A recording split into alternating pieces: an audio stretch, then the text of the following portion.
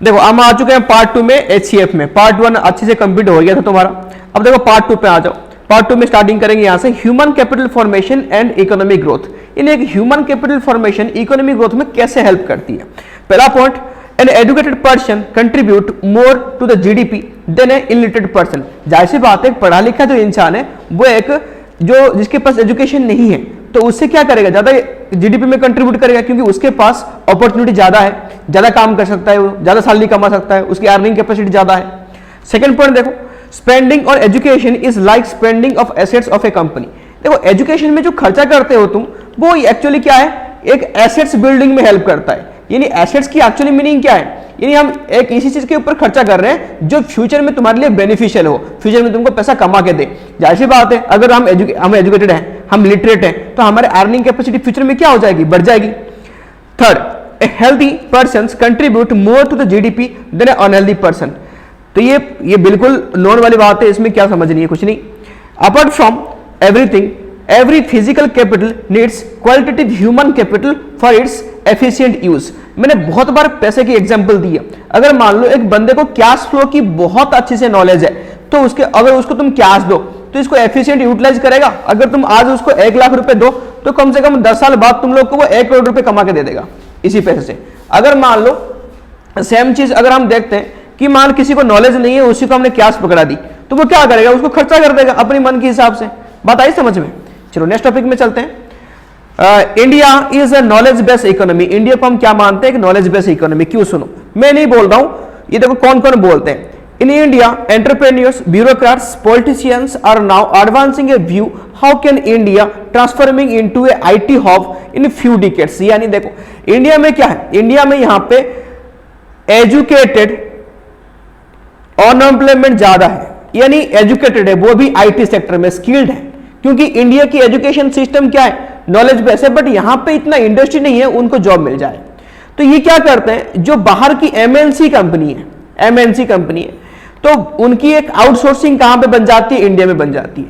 यानी मैन्युफैक्चर वहां पे होगी, उनकी मार्केट भी इंडिया में बना, बट इंडिया में उसकी जो सोल्यूशन है, उसको यूज की जो सोल्यूशन है वो कौन प्रोवाइड करेगा, आईटी सेक्टर। क्या, फॉर एग्जाम्पल तुमने अपने घर में क्या लगाया, ब्रॉडबैंड की कनेक्शन लगाया, फाइबर की कनेक्शन लगाया तुमने, ठीक है, तो फॉर एग्जांपल वो चल नहीं रहा, उसकी कंप्लेन वगैरह, तुम कहां पे डालोगे, जरूरी है कि बात करोगे अमेरिका से जहां पे तुम्हारा प्रोडक्ट है। मैंने एप्पल की तुमने फोन लिया, वो बनती है अमेरिका से, तो अमेरिका फोन करोगे कि उसकी ओनर को, नहीं करोगे ना। तो जाहिर सी बात है, तुम किसको फोन करोगे, उनकी कॉल सेंटर में। कॉल सेंटर में तुम्हारे से कोई बैठा होगा जो कि उसी चीज के बारे में नॉलेज रखता हो, यानी उसी आईटी के बारे में, ठीक है। तो इंडिया यहां पे क्या बन गया, एक आईटी। क्यों, यहां पे सबसे बड़ी प्रॉब्लम, यहां पे चीफ एजुकेशनल लेबर आपको मिल जाएगा, कहां पे, इंडिया में। क्या मिलेगा, चीफ एजुकेशनल लेबर, याद रखना। The value of IT depends upon greatly on existing level of infrastructure development which means it's college, it's qualified teacher and. और आगे देखो, इसका मतलब ये तो हो गया, यानी अगर हमारे पास यहां पे बीटेक, आईआईटी जैसे यहां पे कॉलेज है, यानी यहां पे ओनली इंडिया के स्टूडेंट ऑप्ट नहीं करते, बाहर कंट्री की, फॉरेन कंट्री की, रेस्ट ऑफ द वर्ल्ड की बहुत सारे स्टूडेंट्स यहां पे ऑप्ट करते हैं। यानी इतनी आईआईटी इंडिया की जो है बहुत फेमस है। तो यहां पे जो कोई आईआईटी को छोड़ दो, बाकी तुमको नॉर्मल बीटेक की बहुत सारे कॉलेज मिल जाएंगे।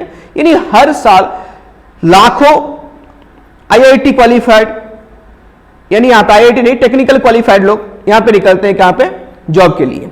तो वो कहां जाएंगे, तो इंडिया में ऑटोमेटिक क्या बन रही है, एक इंफ्रास्ट्रक्चर बन रही है कॉलेज और क्वालिफाइड टीचर के थ्रू, ठीक है। तो इसलिए क्या बन गया, तुम्हारा आईटी हब बन गया। नेक्स्ट आ जाओ, नीड फॉर गवर्नमेंट इंटरवेंशन। यानी ये जो एजुकेशन और हेल्थ की बात कर रहे हैं कि इंसान की डेवलप का मतलब क्या है, उनकी एजुकेशन को डेवलप कर दो और उनकी हेल्थ की ख्याल रखो।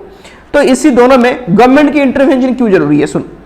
Expenditure on health and education has a long term substantial impact which can not be easily reversible. यानी फॉर एग्जाम्पल तुम एक स्कूल से क्लास 1 में एडमिशन लिया, क्लास 1 में तुमने एडमिशन लिया, तुम्हारे वहां पे कोई टेस्ट नहीं हुई, कोई गाइडेंस नहीं हुई, जैसे तुमने क्लास 12 के बाद निकले, फिर जॉब के लिए गए, पास हो गए, वहां पे देखा तुम अंडर क्वालिफाइड हो, तुमको इतना कुछ आता नहीं है, तो फिर दोबारा किसी स्कूल में जाओगे क्या, फिर दोबारा क्लास 1 से स्टार्ट करोगे, ऐसे होगा क्या, नहीं होगा। क्योंकि जो टाइम है 12 साल तुमने जो स्कूल को दिया, वो टाइम इजीली रिवर्सेबल नहीं है।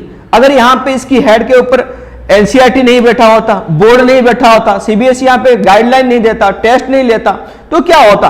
तो यहाँ पे प्रॉपर गाइडलाइन तो रहता नहीं है, इनकी मोनोपोली होता, जो स्कूल वाला अपनी मर्जी से करते, बंदे के अंदर क्या हो रहा है क्या नहीं हो रहा है वो किसको पता है, किसको नहीं पता चलता। लास्ट में तुम फिर 12 साल पीछे कहां जाते हैं। तो ये कहीं ना कहीं एक लॉन्ग टर्म इंपैक्ट है, तो इसलिए गवर्नमेंट यहाँ पे क्या करेगा, इंटरफेयर करेगा। ये तो हो गया एजुकेशन की बातें, हेल्थ की बातें कर लेता हूं।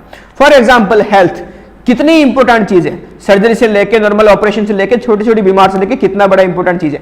अब देखो फॉर एग्जाम्पल तुम एक मेडिकल में हॉस्पिटल में एडमिट हुए, क्या उम्मीद लेके जाते हो वहां पे कि हम बीमार हुए तो वहां पे जाके क्या हो जाएंगे, ठीक हो जाएंगे। बट मान लो वहां पे तुम ठीक नहीं हो तो तुम्हारी बीमारी और बढ़ जाएगा, तो फिर ये रिस्क कौन लेगा? ये नहीं तो जान पर बनी आई ना, एक बार तुम्हारी जान चली जाएगी फिर वापस कौन देगा तुमको लाके, बात समझ में आई? तो इसलिए गवर्नमेंट को यहाँ पे एक सोशल वेलफेयर गवर्नमेंट को यहाँ पे इंटरफेयर करना पड़ेगा। Individual consumers of this services do not have sufficient knowledge, ये तो हो गया लॉन्ग टर्म सब्सटेंशियल है। उसके बाद जो इंडिविजुअल है, फॉर एग्जाम्पल तुम्हारे हमारे कितने भी एजुकेटेड पर्सन हो, फॉर एग्जाम्पल हमको बीमार हुआ है, हम जाके डॉक्टर के पास जाते हैं, डॉक्टर जो प्रेस्क्राइब करता है मेडिसिन वही खाते हैं, हम आंख बंद करके इसके ऊपर भरोसा करते हैं क्योंकि हमको सफिशिएंट नॉलेज है नहीं उसके बारे में। बताइए समझ में? Due to monopoly and exploitation of private sector, यानी अगर गवर्नमेंट यहां पे रहेगा नहीं तो आजकल की डेट में तुमने देखना जो अच्छी स्कूल माने जाते हैं उनकी फी क्वार्टरली क्या मंथली मान लो 20,000 से कम है ही नहीं।